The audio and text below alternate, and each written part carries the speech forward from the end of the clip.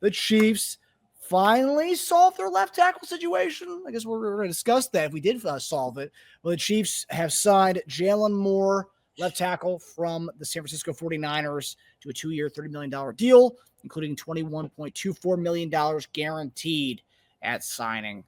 So Jaylon Moore has been a backup in San Francisco to Trent Williams, the best left tackle in the league, I would say. And in limited duty, he's played pretty well. PFF numbers show last 3 seasons, he's played a total of 681 snaps. He's only allowed 4 sacks. His pass block grade of 73 last season is higher than any Chiefs offensive tackle over the last 2 seasons. And many say that Jaylon Moore got this deal that he got because of this 4-game stretch that he went on during the season with, and those are the PFF numbers right there, the grades there. So guys, I know it's been kind of a mixed bag online. Some people thought we overpaid for a backup left tackle who's going to be our starter. Some people are saying this guy is gold. A lot of Niners fans are pissed off about this. They liked him. They were hoping that they would kind of make sure he was the guy to fill in for Trent Williams when Trent Williams does retire. What do you make of this? Are you sitting here tonight, March 10th, saying we got our left tackle for the next 2 years? What do you guys say about Jaylon Moore? Okay, I'll go ahead and I'll start with this. All right. Wasn't my first choice in guys. Going through his tape, kind of looking at him, I thought he was just an okay tackle. I really did. I thought he was just kind of okay guy. I think that's why we do the 2 years, $30 million. If you get a long term, you want it for a longer time if you think he's your guy. So I think this is a good balance and mix of, okay, we'll give him 2 years. How does he pan out? Do we make concessions if he doesn't work out? Yeah, possibly. So I think for what they've seen left in free agency, they decided to go ahead and get him. The thing is, he's a fairly young guy. I mean, he's 27, almost 28 years old. Excuse me. He'll be 28 when the season starts. So that 4-game stretch, I mean, looks pretty good. It does. What you like to see is 77 pass blocking, 75, 78. And I looked at the teams that they were going against. Green Bay was one of them. Buffalo Bills was another. I'm trying to think who else was it. Who else was in that whole stretch? But I think that, they lost those games. One of them, actually, I'm looking at one now when they was with Green Bay. So he wasn't my first pick. I think he's okay tackle. Look, if they like it, I love it. Put it this way. They like it, I love it. And if they trust him, hey, I'm going to roll with them. I'm going to roll with them. So I'm going to trust it. Welcome to the Chiefs. That's how I feel about it. All right, Jaylon Moore, I'm pushing for him. So I hope this is going to pan out. It's going to work for us. So I'm going to rally this guy all day long that he does well. But like I said, he wasn't my first choice. I think sometimes when we look at least for me, watching his pass blocking and some of the things, still needs to be some work there, maybe strength-wise. Because I look over the years, Marcus, 2021, he was at 59. 2022, this is all PFF, it was 65.9. 2023, 72.9. And 2024, 74.9. And this is him just getting more reps in it. So if he's found his sweet spot and he keeps up the trajectory, just getting better, better, better, this is what's going to be the determining factor of how it's going to look for an entire season, as opposed to coming in and filling in for Trent Williams. So we'll just have to see. But like I said, man, if they like it, I love it, and I'm gonna roll with the guy. And I love those numbers you pointed out. I mean, that's positive progression every year. So by that, I mean, by those standards, he continues to get more time. He gets better. His grades will go up even more this year and whatnot. Sure. So that I didn't even know all that. So that's interesting that he's gone up every year. I do want before we get to you, Teja, I do want to bring up this fun fact. G-Pick says, "Oh guys, fun fact: Jaylon Moore went to Western Michigan. You all know who else did? Sky Moore. Also, that left side of that Western Michigan line was Jaylon Moore at left tackle, and none other than Mike Caliendo at left guard. So I never would say Kingsley's going to be the left guard, but there's a chance we might have an all Western Michigan left side of the line. Although I hope Kingsley is the left guard, not Mike Caliendo. However, it's still fun that those two guys play with each other. So there's some familiarity there. And obviously we like the Western Michigan Broncos. It's interesting to have 3 players from the same team on the Chiefs. So that's interesting. But Teja, what were your thoughts on Jaylon Moore? The other teams that he played, Chicago and the Rams, was the other 2 teams, JD. Okay. He faced off against Verse quite a bit in that game, obviously. Did a good job against him. So to start all the free agency, obviously everyone wanted Stanley. Right. I had my hesitations about Stanley too. 1, the money, 2, the injury past. Older. At his best, I feel more confident and comfortable with Stanley. Once Stanley was off the board, Marcus can tell you this, wasn't a big Cam Robinson fan. I feel like he's got more name than talent at this point. Led the league in pressures. And then you start hearing the money that the other guys were going to command, Dan Moore being one of them. It was starting to freak me out a bit. And this morning, before we signed him, I was like, I'm cool. I'm cool with Jaylon Moore. If Jaylon Moore comes at less, hopefully a good amount less than Stanley did, I'm good. I'm good with Jaylon Moore, right? So I was happy when they did it. Now it's only a 2-year deal.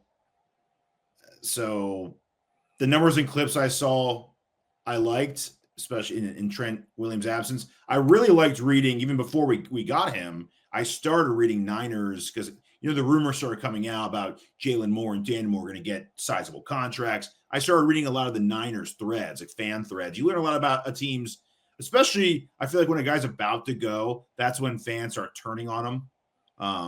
And that's when fans start, not even being honest. They get a little more dishonest about how we don't want him anyway. I never liked that guy. So it was cool to see that the reviews and the talk about him were really positive. Guys really liked him. They just didn't want to spend a lot of money on a guy who's most likely going to be a backup for them for the next couple of years. But they most people just said he was really solid. And at the end of the day, for what we paid, I feel like we paid him solid. He's not getting elite money. I'd love to see the breakdown of the AAV of what he's making compared to all the other left tackles in the league. So he's not top 10. I feel like he's just making a solid contract. We're paying him solid. And at what we're paying him, he just needs to play well, right? He needs to play above average for me to feel good about this. And it's only a 2-year deal. And Taylor's contract's up. We are not up, but we have an out after this upcoming season. So it's basically a contract year for Taylor, more or less. Would I still be surprised to see us draft a tackle in first even? No, not at all. No one here should be surprised if you see us draft a tackle. If Simmons drops, if we like Connerly, if Ursary, I would not be surprised to see us take a tackle. Because, A, you don't want to hinge everything. Obviously, we're not sold on Moore being the absolute future of our left side. If we did, we would, like you said, we would have signed him to a longer contract. So it's 2 years it's a short-term audition for a reason. If you draft a tackle, he can, let's say he outplays. Let's say Simmons comes in, rehabs the patella tendon, and then all of a sudden they just see in camp that he's just like killing it. They're like, all right, we can't keep this guy off the field. And then let's say Moore makes a better right tackle. You move him over once Taylor is gone. So that's the thing. You have your left tackle is gone in 2 years here, and your right tackle 1 more year here. So wouldn't be surprised at all to see us still take a tackle early on or even in the first round. When I was saying this early, like last week, about not just getting a guy, okay, that's one thing I didn't want us to do. Just get a guy, get a body to fill in, and just like, okay, we're gonna be happy with it. Like we've been doing this dance for a long time, and okay, I want to make sure we got the right guy, okay. And if they're fine with making sure they have the right guy, sure. But I'm right there with you, Tej. The same thing. Simmons, he drops down. I don't see that as being an issue because we'll still have him for 4 years. If we get a guy like that here, right? And so the same thing, you give him time 5 years, really. Healthy, or 5. Well, yeah, 5. Well, you hope. Right. You hope we pick up that last year. Yeah. So if you decide to do that, yeah, I'm not opposed to that whatsoever. I think it's a pretty good idea. Now, and I told you, that Simmons being the only guy that I would go with. The other guys, maybe you take and give them some times, to get developed. Sure, a guy that's had experience, that's what you want to go with. But you have to have a guy that does have experience to start here. I don't think you just go with a rookie guy and then just throw him in there to the Wolves. Didn't work. It's not going to work. And so with him, he does have experience. That's a great thing that he has on his side. And because he's been watching the guy in front of him for a long time about knowing how to do things the right way, feet and all those different things that he could try to emulate, helps him out too. My thing is more important. It's so vital that 15 stays upright. That's it. You do the job keeping the hands off 15. Bravo. And like you said, there was some issues with Stanley and all those different guys. Sure. Cam Robinson, like all of them gave you pause. The little things like you could like argue and, hey, I'm a supporter of and I'm arguing against this. And so, yeah, we were talking about, I seen Pono Kawhi was talking about Larry Tunsil. All of a sudden he came out with a deal. They got him, but we watched Larry Tunsil kill it for years, right?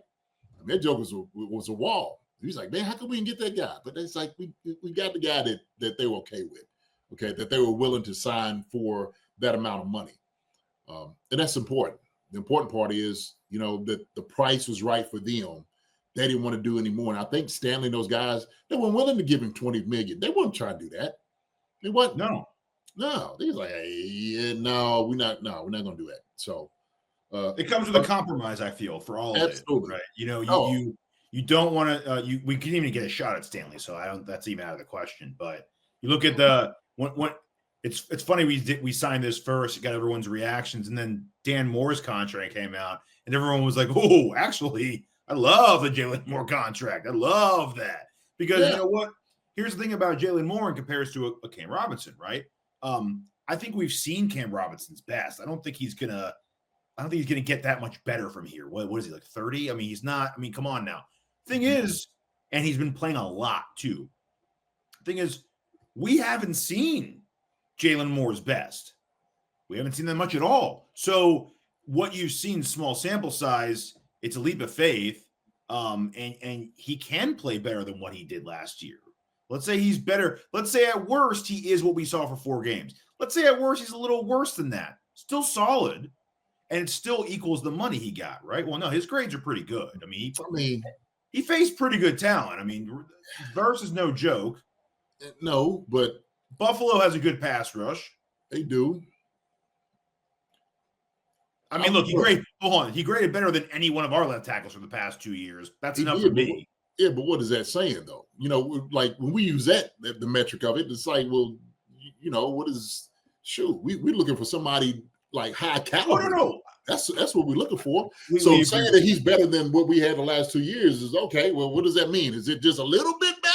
Or is it like, like tons, like we got our guy? That's my point I'm making as far as like totally agree. His argument. I'm also looking for progression too. I want him to get better on the field. Like you said, it's a leap of faith. Hopefully that it goes up. It keeps progressing in trajectory. Who's to say like he has a whole season, then all of a sudden he start dipping down. It's like, oh, okay, you wasn't that guy. My thing is Don Peterson, we want Willie Rowe. Even Tunsil, I read today, Tunsil led the league in penalties. So like even the almighty Wall led the league in penalties. So like everyone had a mark against them, I guess. Listen, I'd rather you hold a dude to death than let you put your hand on the quarterback. And Tunsil's old school, like, look, I'm not going to let you hit our quarterback. If I need to reach out and grab you, hey, we'll just line back up. We'll line back up. We'll get over that hill. One thing we can't get over is if we lose 15. Yeah. We ain't going to be able to get over that. So, yeah, I'm going to grab your face mask. I'm going to reach right out there and grab you by your throat. We're talking about grabbing throats. I'm going to reach right out there and grab you. 15 Well, yards. I read Cam Robinson led the league in pressure, so I bet you're glad we didn't get in. Yeah, right. Look, that's why that was my whole point. My whole point was I just didn't want to get a guy here. That's why I was saying that last week. I was like, I want to make sure we get the right one. Yes. So if this is the one like we feel like we have, and like you said, heck, if he develops into the point and he is solid, Cool. And the thing is, look, I watched just a little bit on him. I want to look at a deep dive. When I come back on Wednesday, I'm gonna get my full assessment on it. Okay, to my eyes, with the things I have seen, a little bit of it, I'm just like, okay, all right, well, shoot, we'll go through it a little bit more. A little more. There you go. I will say I agree with what you guys are saying. It is kind of the best of both worlds. You don't get yourself locked in. Let's say he's not those 4-game stretch is not a replication of what he's going to do for us, right? Let's say he's not that good, but it's a 2-year deal. You're not locked into a 4 or 5-year deal with this guy, but he's young too. And we haven't seen the best. We may not have seen the best of him, right? JD talked about his progression each year went up and went up and went up. Whereas, like you said, if we did sign Cam Robinson, we kind of know where he is already. We kind of already know what we're dealing with. There's kind of an unknown level to Jaylon Moore that could be good, but it could be bad too. But there's that unknown component, which they obviously think they can kind of, take a chance on for 2 years. And in 2 years' time, he is his beast, and you extend him. And at that point, he's 29. He's still a young buck. You can extend him even longer after that in 2 years' time. So I think it's a solid, right in the middle kind of signing right there. And he's not, and it's not enough money to the point where if you like a tackle in the draft, you take him. Right. Yeah. Right. But look, one thing I do know is this. I know they've done their due diligence that if they sold on a guy, and somebody said this too, we're not just trying to get just bargain deals or get like, okay, we just got a good bargain. That's not the way to go. This, especially when you're playing around with, that a lot of your success and everything deals with making sure that PM15 is protected and you're keeping everything off of them. So I see there's some mixed things in here. Barbershop said, I'm right with you, Barbershop. I got to see how it plays out though, because he said, to be honest, I don't like the move. And so I'm one of those, a little reticent on it, but hey, when I do this, I'm going to go over the 4 games. I'm going to check them out of the 5, and I'm going to look at them. I'm going to look at the feet. The little sample size, I was like, okay, yeah. So we'll see. Maybe make me a believer. But one thing I will say this, okay, and I'm going to keep saying this over and over again. I know those guys do their due diligence. I know they take their time to look at a guy that it wasn't just going to be, okay, well, we just got to get somebody here, right? So I'm going to trust Andy and those guys. I'm going to trust them. One thing we know for sure after all this, they didn't want to go into the season with a rookie starting at left tackle. Yeah. Even if we draft him, he ain't starting left tackle day 1. So I'll tell you what, I'll be mad if we do draft a left tackle in round 1. I'd be personally mad about that. I know it's a 2-year deal. It's just we're wasting resources on the offensive line. It's not a wasted resource though. Last year's draft, we drafted 3 or 4 offensive linemen. How is it a wasted resource though? We just spent $30 million or $15 million on a left tackle.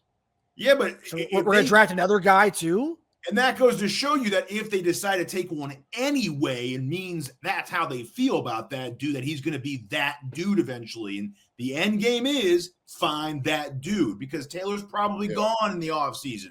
And then if the left tackle, Simmons, Connolly, whoever is that dude, you move Moore over to the right side, and he mans the right side for $15 million instead of $27 million, whatever the hell Taylor's making. And then you have a young, cheap, cost control guy for 4 more years. And the thing is, it's the long game. The long game is, like you said, if the 2 years have done work out and it looks like he's not going to be the guy, then you got a young dude just waiting in the wind. And so, like you said, because of the versatility, you could probably move him over here to somewhere else. So you utilize it, right? So King Suma didn't work out, the left tackle. You know where we're moving down to? Guard. That's where we're moving down to. So we're gonna utilize him. And like Denzel, we're gonna leave with something. You're gonna do something out here. Yeah. Right? Yeah. So you better learn. And if we can't play tackle, you can't play guard, you can't play center, we'll move you to the other side of the football. Play defensive tackle if that's what needs to be done. But you ain't gonna be sitting over there eating donuts on the bench. You're gonna do something out here. Especially Simmons, who's coming off a patella tendon, no joke.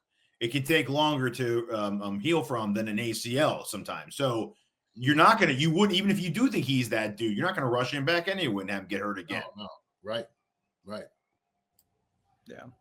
So, just with him, That's why I said Simmons. Like I know watching him, if he comes back to where he was in college, he's your guy. I'd ride on that all day. You know. Trust me, Marcus. I agree that. I mean, it wouldn't make me happy as hell because if we get a left tackle, that means our first round pick's probably not going to play that much unless an injury happens this year. That sucks. It does suck. But the way we talked about this a million times, the way our team's built, being so top heavy, you got to plan for more than just today. And we did that by signing a guy, and we could do that by planning for tomorrow by drafting that guy. I mean, we'll see. I mean, we'll see how the draft comes in. If the draft comes, they don't draft the tackle, then it means it tells you they were banking on this guy being the guy. Or they don't love who's there. That too, yeah. Right. Because the depth of where things are right now. So here goes Melly Matrix. Go best player available. I see. Hold on a second. Go ahead. I agree. Go ahead. We have so many needs today and tomorrow that you can go best player available with the list of needs we have. I can make a case for so many positions. We saw what cornerbacks are getting signed for. No guarantee we re-sign McDuffie to $30 million a year. No guarantee of that. So there you go. You have an opening possibly in the next year for a or 2 years of a number one cornerback, first round pick. D-end. No guarantee we re-sign Karlaftis, and we don't have another starting D-end. D-end, you can go D-end there. Linebacker, I would say we probably wouldn't after signing Bolton, and we'll get to that in a minute. But Tranquil, 31, 2 more years left. Chenal, 1 more year left. Could we go off-ball linebacker early? Absolutely. We just talked about O-line. You could do that. We don't have a true left guard right now. We don't have a left or right tackle in 2 years from now. So, you could do a lot of positions. Yeah. Tight end, you could say it. No, that's why I don't agree with that whatsoever. Because I think some needs are more a priority than others. It really is. And so when I'm sitting there, I'm saying that, okay, I'm like, if we don't need a tight end right now, I'm not going to take the best tight end available. Why? Because we have more need at defensive tackle, maybe defensive end as opposed to a safety or a linebacker now since we've signed, Bolton.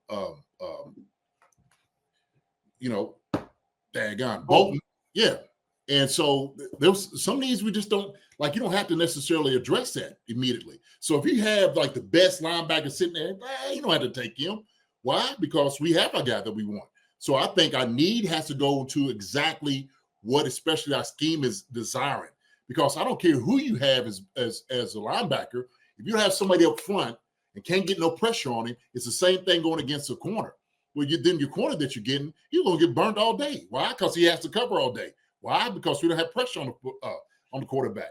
And so that's why I say priorities have to matter. And so it's got to be based off of look, we need this guy more than ever at this position, right? I don't think you take the best tight end that might be available. I don't take him. I don't take the best, safety that might be available. I don't need that. So that's why I always say when we talk about, the best player available, I disagree with that wholeheartedly. I do, especially when you're doing evaluation. Because then it's we're just trying to fit a guy. Well, shoot, that guy may not be better than the defensive tackle that we needed. We need a defensive tackle that's going to be right beside Chris Jones. That's going to make a difference. That's going to make it easier for maybe that 3rd pick linebacker or the 4th pick corner. You know what I mean? So 2 counters to that though. One, what about positional scarcity in a draft? So factoring in, we do need D tackle more than anything, but you have 20. Maybe we have 20 D tackle, or let's say 10 D tackles that have 1 to 2 round grades, but you have 1 cornerback who's got a 1st round grade and he's sitting there. Do you say I can get a 1st round cornerback and a 1st round DT in the first 2 rounds, or do I get a 1st round DT and then I have to kind of reach on the 2nd round? That's the first question. No. Second question. Go ahead. Go for that one first. Go ahead. Let me do that one first because every D tackle doesn't fit our scheme. I don't think that, because everybody has a grade on D tackles and saying, well, he's a 1st or 2nd round pick. Well, he might be a 1st or 2nd round pick for this team. For our scheme, what we run, absolutely not. And so I don't think all defensive tackles are equal. Absolutely not. And so when I'm sitting there saying, there's D tackles here that I would take, definitely in the 1st round. But then the other ones, I'm like, we could skate to the 2nd or 3rd round and wait for a guy. But if there's a guy for sure that we need to go ahead and address and get get that guy. But I can't sit there and say 5 guys are all equal to be first rounders. I just don't. Their production doesn't merit that. I mean, based on their boards, though, not just in general, based on the boards. If Veach is looking at his board, he's like, damn, dude, I got 10 DTs I like with a first or second round grade. I got 1 cornerback with a first round grade, and he's there. That doesn't play into it at all for like a GM and a scouting department. Well, that goes into the same thing like the first round guy. If he's sitting over here and he's more of a cover, like a zone cover corner as opposed to man guy, we run man. We're a man team more than anybody else. So why would I bring somebody in here that is not up for the things that we run? I'm not going to do that. I'm sorry. Like, I get it. Trade up for a guy. If you want to use a trade, sure, why not? But just bring a guy in because he gets this first round grade. I think it's really it's irresponsible, especially if you go that route, especially for something that you definitely need. You know what I'm saying? But we're going to need so much in the next couple of years, right? It's a long game, like you said, right? If we look back, let's say a guy we passed on because we needed a DT turns out to be top 3 cornerback in the league. And a couple of years from now, like, oh, we really needed to run stuffer, so that's what we took instead of one of the most talented cornerbacks in the NFL. It would hurt to say that, you know? Well, we don't know what he's going to turn to, Tage. You know what I know? Well, you know what I do know? Yes. There's a draft every year. And so guess what? If there's always going to be sliced bread each and every year of a guy coming out. So we necessarily need to address this the very next year. So be it. The same thing like with Trent McDuffie. You know, I see somebody was talking about, oh, go ahead and use Trent as a trade. Why? We got it for another year. Address that next year if you need to get that guy. Oh, I agree. I don't want to trade McDuffie. I'm just like, I'm just saying. No, but I'm just using that as an example. There's going to be stud corners every single year. There are. And so why not go ahead and do that, especially that position, you know, when you have, you know, skilled positions on a guy. That's all I'm saying. Because you never know what a guy's going to do, what he's going to pan out. But I do know that we need a defensive tackle. And so if somebody's sitting there saying the same thing like a Chris Jones or, you know, Trent McDuffie, do we pay Trent? I would sit there and say, well, shoot, maybe, you know, paying Trent McDuffie $20 million as opposed to paying, you know, maybe Kalafkis 32 now, he's been warranted. I don't know if I want to do that. I don't know if I need to do that. I might want to rather pay Trent 22 and then get a young defensive end that could come in and kill it. So I think those, you know, when you're making those decisions, it has to go with your scheme, your philosophy, what you're trying to do, especially like we were sitting there saying that we're going to get into Bolton. Everybody sitting there saying, well, you know, Bolton can't cover. Well, Bolton's running a man more than anybody else. He's able to get out on the sides and skirt and do all these different things that other linebackers just, you're not asking them to do. Mm-hmm. So that's a reality. But some people don't look at those things. And I'm just like, hey, I get that you got a receiver who is 6'5". Who's the dude that from Arkansas, Marcus, you wanted, who had the big hands? Treylon Burks. Yeah, Burks. Yeah, oh my gosh, get this joker in. He's 6'5", runs a 4.3, and we'll never throw the ball up to him. You know, and all of a sudden, you know, we don't need that guy. You know, we need somebody else different. And so, I'm glad we differ on this, JD. It makes for good. It makes for good conversation. It's okay. Absolutely. I like that. I like we're not disagreeing just to have the conversation. We actually, everyone, we genuinely disagree on this. Yeah, for sure. Yeah. See, Treylon Burks, I thought was the truth. Hey. Yeah. His tape looked like he was the truth. Paul don't lie.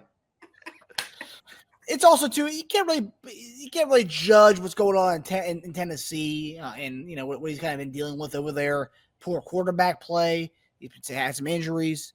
You know, I can still see him coming over. But hey, they let Justin Watson go today, so you know I think we're gonna have some openings in that wide receiver room. So who knows?